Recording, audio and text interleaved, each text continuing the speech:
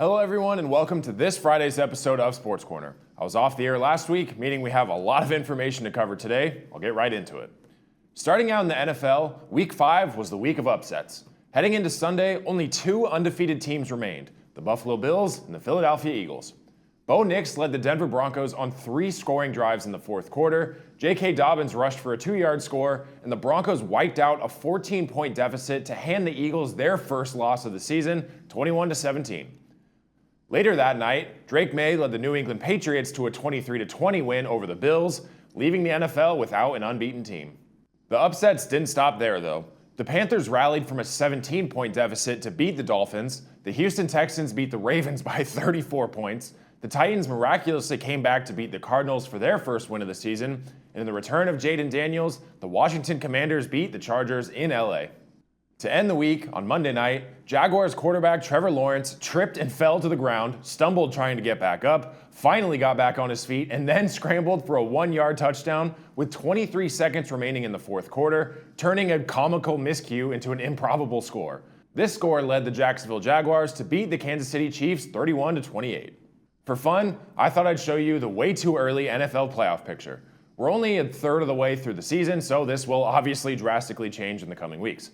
However, it's pretty cool to see some new faces in the postseason, at least for now. Earlier this week, a quarterback was traded and it may shake up how two teams finish their seasons. The Cincinnati Bengals turned to their division rivals for a much-needed solution at quarterback, acquiring Joe Flacco in a trade with the Cleveland Browns. The Bengals have been struggling tremendously since Joe Burrow went down with a toe injury in Week 2. For the Browns, this move makes sense since they promoted rookie Dillon Gabriel to their starter last week. While the Browns fell short to the Vikings in Gabriel's first career start, he still put up a solid performance, throwing for 190 yards and 2 touchdowns with no turnovers. We'll have to wait and see how the remainder of the season plays out for both teams now. My picks in Week 4 went 3-1, bringing me to 13-3 on the season. Let's see if I can pick up another winning record this week.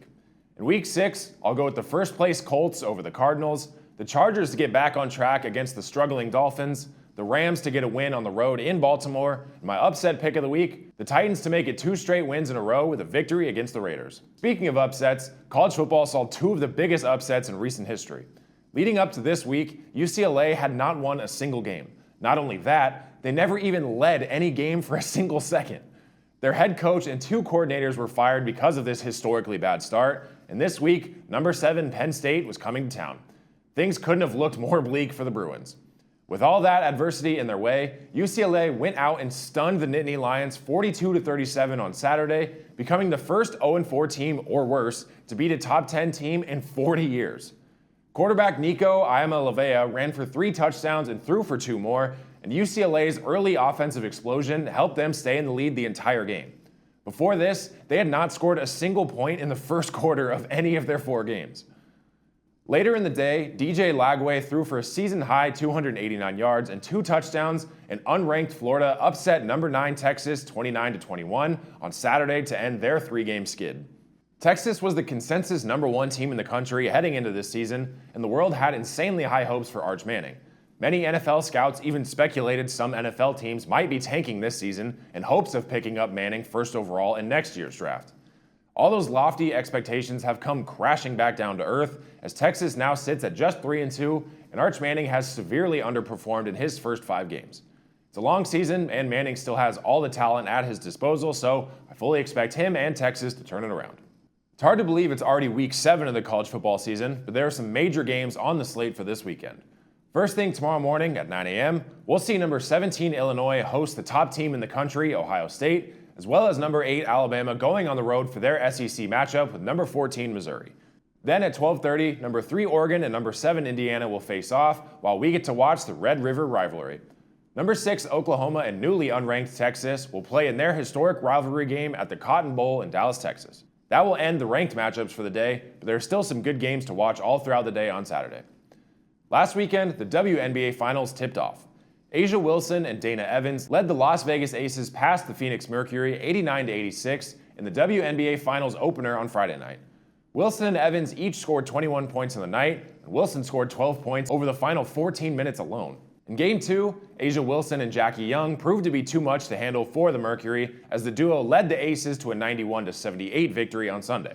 Wilson, coming off of being named MVP for a record-breaking 4th time last month, finished with 28 points and 14 rebounds.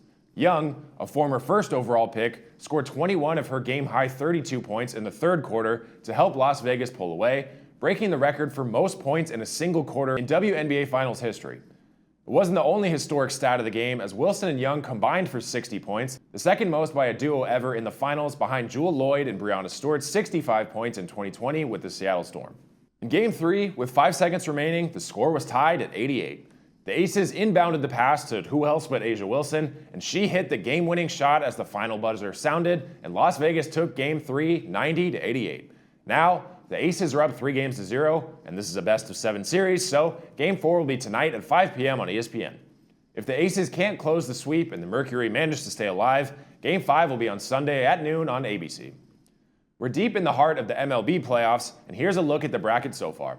We've made it to the divisional round, where the teams will play a best-of-5 series for a spot in the championship series. The Los Angeles Dodgers swept the Cincinnati Reds in the wild card round and moved on to play the 2-seed Philadelphia Phillies after their first-round bye. The Dodgers quickly jumped out to a 2-0 series lead. However, the Phillies came back with a bang in Game 3, winning 8-2 on Wednesday. Game 4 was last night, and after another win, the Dodgers are heading back to the NLCS after defeating the Phillies 3-1. Sticking in the NL, the Chicago Cubs snuck past the San Diego Padres in the wildcard round, but in their way in the second round stands the top team in baseball, the Milwaukee Brewers. Just like the Dodgers, the Brewers took a 2-0 series lead after winning their first games 9-3 and 7-3. The Cubs bounced back in Game 3 with a win of their own, sneaking out a 4-3 win on Wednesday. Game 4 of this series was last night, and the Cubs won their second straight game, staying alive and forcing Game 5 tomorrow at 1:30 p.m. Moving over to the American League, the top-seeded Toronto Blue Jays have been battling it out with last year's American League champions, the New York Yankees. The Yankees narrowly avoided elimination in the wild-card round after their series with the Boston Red Sox went the distance. Toronto jumped out to a 2-0 lead after 2 dominating wins, defeating the Yankees 10-1 and 13-7 to start the series. The Yankees managed to stay alive and buy themselves more time by picking up a 9-6 win in Game 3, bringing the series to 2-1. Game 4 was also on Wednesday, and Vladimir Guerrero Jr. and George Springer each drove in a run, and 8 Toronto pitchers shut down the New York Yankees in a 5-2 victory that sent the Blue Jays to the American League Championship Series for the first time in 9 years. After falling just short in the World Series last year, the Yankees have now been eliminated in the divisional round. And lastly, the Seattle Mariners and Detroit Tigers close out the bracket with their ALDS matchup. The Mariners, being the 2nd seed, earned a first-round bye, while the Tigers upset the Cleveland Guardians in the wild-card round to earn a spot in Round 2. Detroit took Game 1 3-2 in the 11th inning, but Seattle bounced back with back-to-back wins to jump to a 2-1 series lead. The Tigers then evened the series on Wednesday with a dominant 9-3 win, forcing a Game 5 back in Seattle. That game will be tonight at 5 p.m. All of these games are leading up to the AL and NLCS, which will start on Sunday and Monday. Then, the World Series begins on October 24th. Don't miss out on any of the playoff baseball action over the next few weeks. While a few seasons are coming to a close, the NHL officially dropped the puck and began its season on Tuesday.